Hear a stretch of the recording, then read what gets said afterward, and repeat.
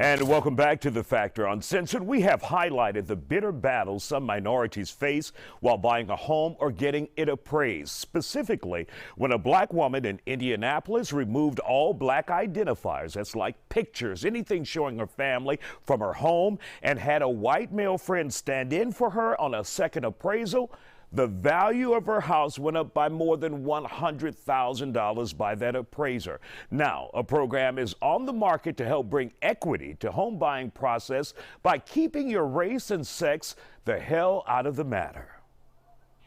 And the creator of that app, Brian Young, joins us here on The Factor Uncensored. So, Brian, tell us, what are you hoping this app will do for the average African-American consumer out there?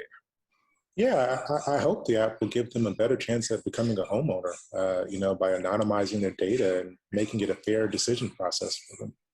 Now, what exactly will your app do in order to benefit those applicants who are trying to buy a house? Give us some specifics. Yeah, so what we're doing is we're creating a double-blind financial review scenario where as the user creates accounts with us, we're pulling in their data and then also the underwriting data that lenders have or their guidelines that they have, and then measuring how well does the user fit into those guidelines without disclosing age, sex, or race. And the ultimate goal there is that the lender should be able to make a decision based on the data itself, your financial and credit score, without knowing, who you are or what you are, and then that will determine, if you get your home loan or not. And do many lenders out there use those three identifiers a lot in this country?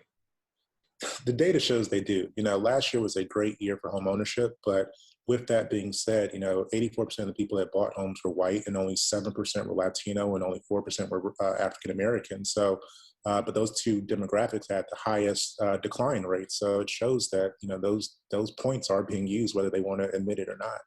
Now, are we talking about comparable credit scores and finances with whites, but you think maybe because of race or some other factor that they decline to approve those loans? Absolutely. I mean, when you look at the data, African Americans are actually making more from a financial standpoint than the whites are declined. So, there's other factors that are going into that. And again, it's hard to think that it's not related to human biases in terms of why they're not being able to become homeowners.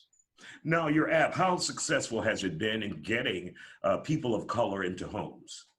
Yeah, so we've been around for about a year. We've been in this public beta where, we've been helping people out. We've had a little bit over 1,500 users now that have successfully purchased a home through our system, and a little over 19,000 users within the last 6 months that have created accounts and allowed us to grow our ecosystem. And we just secured a strategic investment for about $2 million additional dollars, which brings our total raise up to $3.5 million from 235 lenders that will be joining our network to help us better automate this process for African American borrowers.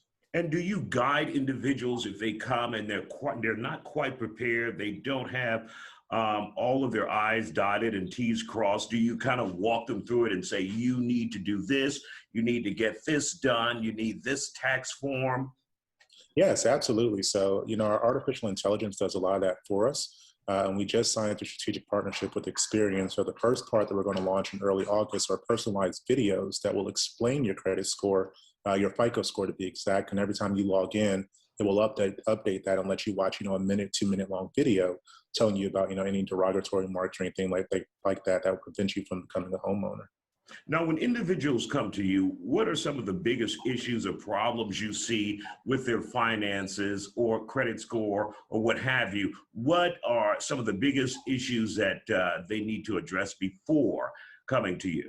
Yeah, I think it's still credit, having derogatory remarks on their credit, but I think it's also lack of knowledge or education, being misinformed that, you need 20% down payment just to get into a home ownership, into a home, which isn't true. There are other loans that allow you to do as low as 3%. So our main focus isn't selling you to a lender or connecting you to a lender, it's educating you about what your options are on homes that you're actually interested in.